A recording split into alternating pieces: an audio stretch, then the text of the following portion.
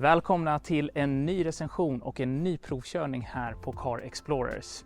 Idag gör vi ett återbesök, eller nästan i alla fall. För nästan 2 år sedan så provkörde vi Mercedes första EQ-bil, nämligen SUVen EQC.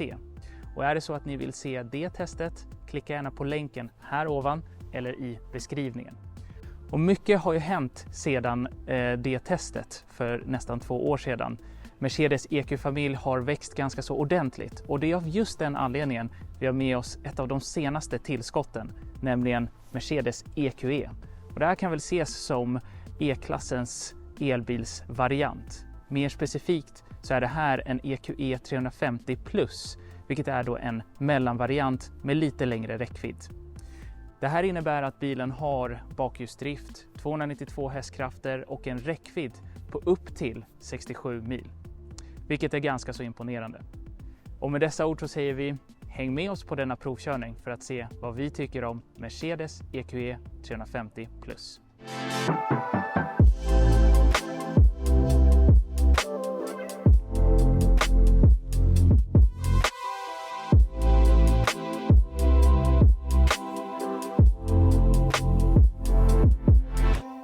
Innan vi går vidare med dagens recension så vill vi som vanligt passa på att säga och vara lite tjatiga. Är det så att ni gillar våra recensioner och vill se fler av dessa, se gärna till att prenumerera på vår kanal Car Explorers. Det tar bara några sekunder men betyder oerhört mycket för oss. Och det hjälper oss att få så här häftiga bilar att recensera. Men nu tillbaka till dagens recension av Mercedes EQE. Och det ska ändå sägas innan vi tittar lite närmare på bilen att EQE som vi har med oss idag är väldigt lik lyxåket EQS som är då S-klassens elbilsvariant. Men det finns ändå några distinkta detaljer som skiljer dessa bilar åt som vi kommer se när vi går runt bilen.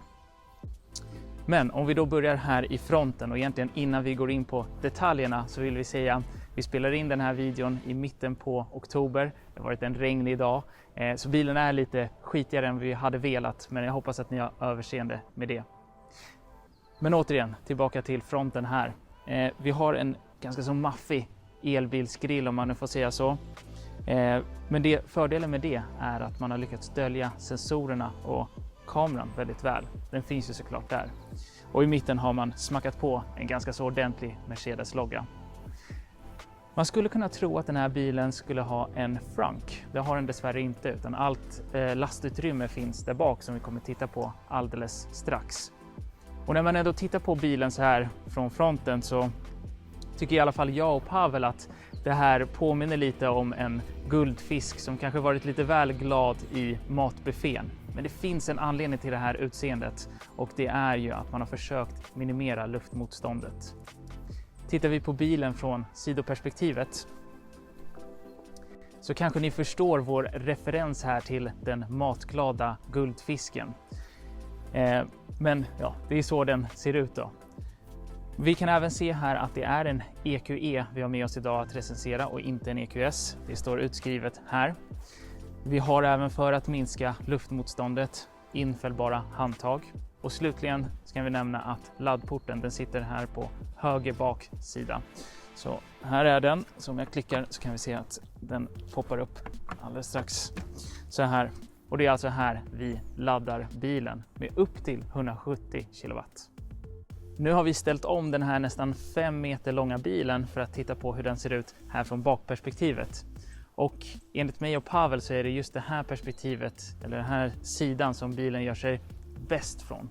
Vi har bland annat det här längsgående ljuset, en detalj som vi känner igen från bland annat Mercedes EQC och som blir allt mer populär på bilar. Och den gör sig faktiskt väldigt bra. Vi har en liten diskret spoiler här som ger bilen en lite sportigare karaktär. Och här ser vi även att det är en EQE 350 Plus vi har här med oss att recensera. Och när vi ändå är här bak så kan vi titta på bagageutrymmet. Om jag öppnar luckan så kan vi se att det finns plats, närmare bestämt 430 liter. Men det hade inte skadat om det fanns några liter till. Då sitter vi här inne i bilen och den första känslan man får är futuristisk lyx. För det har ju ändå skett en hel del här inne i kupén sedan vi provkörde EQC:n. Speciellt sett i infotainmentsystemet som vi kommer gå in på alldeles strax. Mercedes har ju alltid varit rätt duktiga på interiörbelysningen och EQE:n är inte ett undantag. Vi har det här längsgående ljuset eller den här ljusslingan längs med hela kupén som ger en fantastiskt trevlig stämning. Och inte nog med det, det går ju såklart att ändra styrkan på den, ändra vilken färg det ska vara. Och man får även feedback via just den här ljusslingan. Så till exempel om jag höjer temperaturen här, då ser vi att det kommer ett rött ljus väldigt snyggt här. Samma sak om jag sänker, då blir det ett blått ljus. Så det är ett väldigt trevligt sätt att få feedback från bilen och genom just ljusen. Här precis framför mig har jag en ganska så ordentlig ratt. Jag skulle säga att den är kanske lite väl tjock på sina platser. Men man får ändå ett väldigt trevligt och bra grepp. Bakom ratten har jag paddlar som är givetvis till för att ställa in hur mycket regenerativ bromsning vi ska ha. Och på Mercedes-vis så har vi såklart växelväljaren också här precis bakom ratten.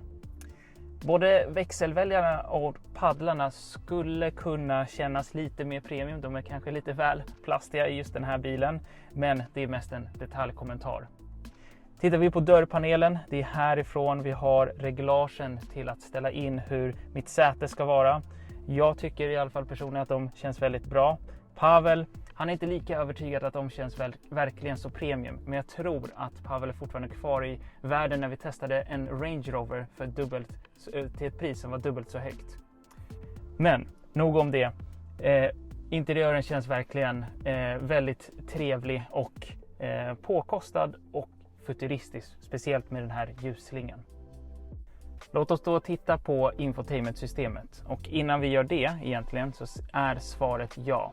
Det går att få den stora MBUX-skärmen på 55 tum som sträcker sig hela vägen till passagerarsidan. Men för att kunna göra det så behöver man ta några av toppvarianterna av EQE till att börja med. Den går inte att få med alla varianter. Och man måste lägga till den som ett tillval för 92 000 kronor. Och då får man den här enorma skärmen som säkert många av er sett på 55 tum. Så här ser det ut om man har det vanliga, om man kan säga så, infotainmentsystemet med den vanliga skärmen på 12,8 tum. Det gör ju att den här panelen framför passagerarsidan blir enligt vissa tom, enligt oss snarare en minimalistisk design som ser väldigt bra ut. Man kan ju välja om man vill ha Mercedes-loggor här eller om man vill ha bara en blank yta där. Men så här ser det alltså ut när man har 12,8 tums skärmen. Och det märks att man har lagt rätt mycket energi här i infotainmentsystemet. Om vi börjar med själva skärmen, väldigt skarp bild, responsivt system. Och man blir nästan vid en första anblick bombarderad med information. Men rätt snart så lär man sig hur man ska navigera här i systemet. Och det känns ändå väldigt intuitivt. Vi har en remsa här längst ner där man kan ställa in temperatur, fläkthastighet och liknande. Vi har en tydlig hemknapp utifrån vilken vi kan ha tillgång till en massa bra appar. Mercedes EQ för laddning, inställningar, media och liknande.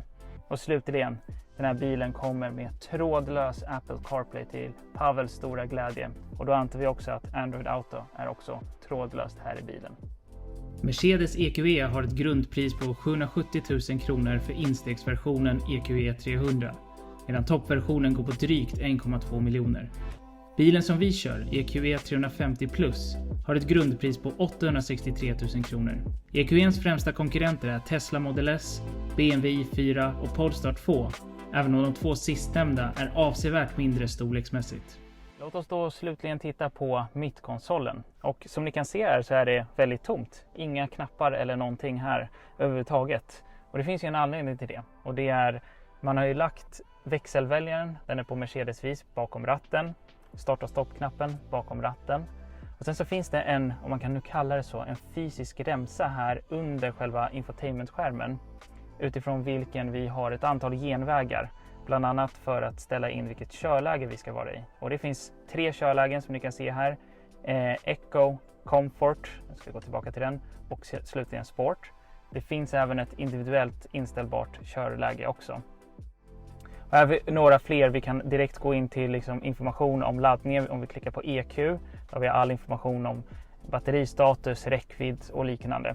Så egentligen den här remsan är till för att den displayas på själva i själva infotainmentsystemet. Men det hjälper oss att komma snabbt till några vanligt använda funktioner. Och det innebär att vi inte har någon knapp alls här egentligen, eller något reglage. Vilket vi gillar väldigt mycket. Det gör ju att man frigör plats till förvaring istället. Och om vi tittar då hur det ser ut då. Här har vi längst in har vi plats för induktiv laddning för en telefon. Vi har 2 stycken mugghållare och börja räkna nu. Nu har vi 2 stycken USB-C-uttag här. Under armstödet har vi ännu mer förvaring, ett ganska djupt fack här där vi har en hel del plats. Och slutligen under själva konsolen här, om vi tittar, så har vi ännu mer förvaring och 2 USB-C-uttag till. Så totalt sett 4 stycken USB-C-uttag här framme på bilen. Vi har även ett litet band här om vi skulle vilja fästa något så att det inte ska glida runt. Så det här gör ju att vi får, som tidigare nämnt, väldigt mycket utrymme här just i området av mittkonsolen. Vilket vi ser som något väldigt positivt. Ja, hur är det då att köra här i Mercedes EQE? Jo, som tidigare nämnt så är det väldigt bekvämt tack vare de fantastiska sätena. Det är nästan så att man kommer mer utvilad fram till destinationen än när man började. Och trots att bilen inte har luftfjädring så känns den ändå väldigt bekväm att köra. Den är väl kanske något åt det hårdare hållet. Man kanske hade förväntat sig en lite mjukare körning här från en EQE, men det är mest en detaljkommentar. 0-100 det görs på 6,4 sekunder, vilket är snabbt, men i elbilstandarder så är det väl inte raketfart. Men där är det inte heller en supersportbil heller på det sättet. Och bilens tyngd eller vikt känns verkligen på kurviga vägar. Det märks verkligen att man kör en bil som väger nästan 2,3 ton.